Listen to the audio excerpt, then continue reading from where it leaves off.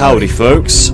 On the 27th of January 2022, Skybound released the official trailer for the Clementine Comic, and seeing as how Skybound clearly don't want to talk about it, I guess I'll do it instead. If you've glanced through my channel, you probably already know what my stance on the comic saga is, but if you don't, it's probably the same disappointed view that you share towards it. But, why now? Why do I have to talk about it now? It's because I have a confession to make. I thought I would still buy it, to give it a chance. I bought the teaser comic and, well, yes, it sucked. It's supposed to still be the same Clementine we all know and love from the game, so at the very least, I wanted to give it the benefit of the doubt and see how this new series would start. After watching this trailer, to be honest, I really just can't be arsed.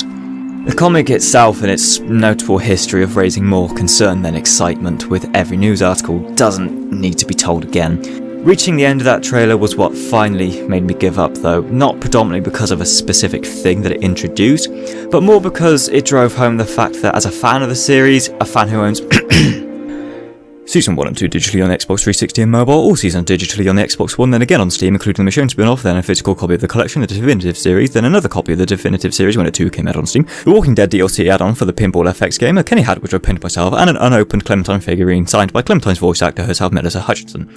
No, if you are anything like me, this comic about the main character from Telltale's The Walking Dead was not made for us. And with that as my understanding, I won't be purchasing this product on release as planned, as I'm sure the likes of the Don himself, and Don the Bomb, will be uploading it to his channel and other various online reading websites.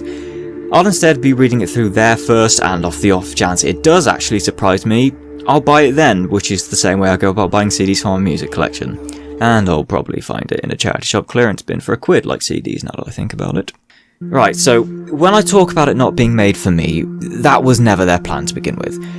Not to make anyone feel old at all, but the original Telltale's first season of the games came out all the way back in 2012, 10 years ago now, with an age rating of 18+, even though nobody pays attention to those things. There's basically a whole new generation of potential buyers who have not yet consumed any Walking Dead media. And here lies our first problem. Instead of targeting those who would be upcoming older teenagers so fall into that 18+ rating, they've instead opted to go much lower. As stated by Game Radar, the new series is aimed at young adults and middle grade audiences, otherwise known as age 12+ and age 8 to 12 years for the latter. To put that into perspective, they didn't have in mind a single player who started with the first game. Now, it is very easy when discussing anything comic related to go on a rant about it, and while I didn't really want this video to involve anything like that, it would be a terrible shame to waste what ties into our second problem. I'd like to talk about the panels introduced in the trailer, which I will admit did help give that final push over the edge of giving up. You'll find 28 seconds in it shows panels of Clem finding new love. It disregards our choices, makes Violet and Lewis seem useless, yada yada yada. What intrigues me, however, is that the eagle-eyed detectives in the fanbase have noticed a certain trait about this character who is being advertised as the new love interest. This very well could come off as a stretch, but some people have put forward a notion that's way too interesting to ignore.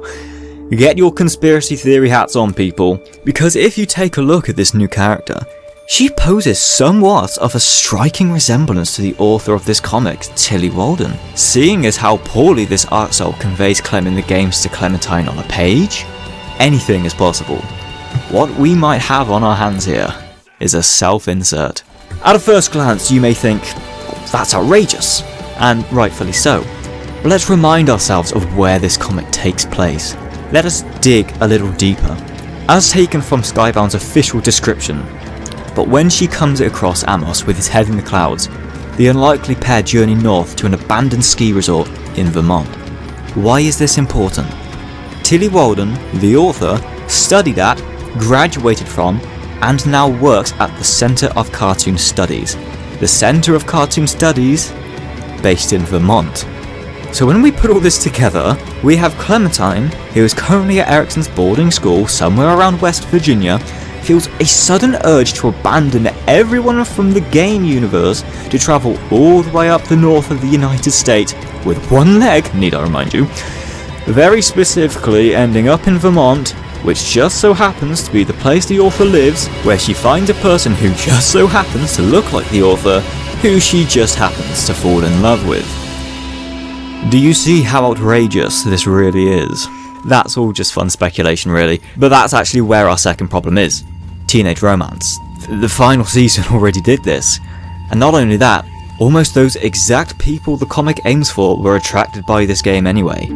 Its unique setup completely separates it from the ultra-realistic nitty-gritty scenarios the rest of the series employs, with its almost fantasy-like all-teenage cast. That type of character age bracket and the romance subplots sown throughout the episodes appeals to a younger audience, and you can find never-ending proof of this from all the Clueless and Violetine renders, fan art, and fanfictions you see on every social media platform imaginable. I respect them though, the innocent ones.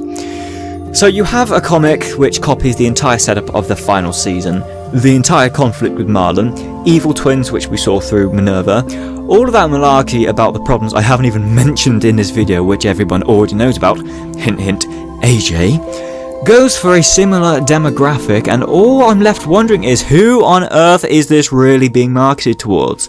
What anomaly of human beings are Skybound actively seeking as to think they would appreciate this? I have no idea. And why should I? Why should you? If the comic doesn't somehow make us feel satisfied after being spat on in the face and everything we loved about this series, then I suppose there's nothing more really to do. We already know how Skybound handles this IP. You finished the final season, good job. No, seriously, good job. I'm actually still very happy about that. But then you spat on it. You then gave us the definitive series, which I guess we should say we're lucky to get, despite it being a bugfest 2 years after release and getting absolute embarrassments for pre-order bonuses that people are still yet to receive replacements for 2 years after release. Yes, we all still remember trying to pass off that statue in people's £100+ bundles. Smooth. If anyone, you've really got to feel bad for the Still Not Bidden team, whose hard work is being tarnished the longer this goes on. The work they were paid to do at least. I guess their company aren't passionate enough about the definitive series, which is, how do I put it, Clementine's entire storyline prior to this, as much as they're passionate about the comic trilogy to finish it off. You know what it is, it's money, that's the entire problem, because the solution is so simple. Just make a new character. That's it. It pains me that the only way I understand why the story has to be with Clementine at the centre stage is because if it wasn't, it wouldn't meet any sort of sales target. Why would they go through the time and effort of creating a new female protagonist when you can just take an extremely popular one that already exists? She's too big of an asset for them to waste. I mean, you can tell just by how the iconic Season 1 look is plastered on the front cover. That hat alone is worth a small fortune. But oh well. Remember when I said I didn't want this to be a rant? To the people who were still cautiously hopeful, fair enough, I wish I could feel the same, but to those who are still excited about it, I'm sorry, I don't really understand how. It screams of mediocrity that you and your money's worth do not deserve at all. There's so much for it to answer for that I don't think it'll be worth the years it will take for us to get them. I guess we have no choice but to wait and see. If it's good, great. If not, then we proceed with plan A of complete and utter ignorance. It is not canon to me, if it is not canon to you. Roll on June 22nd and let me know if I'm talking up my backside here or if you have anything to add. That's it from me. See you next time.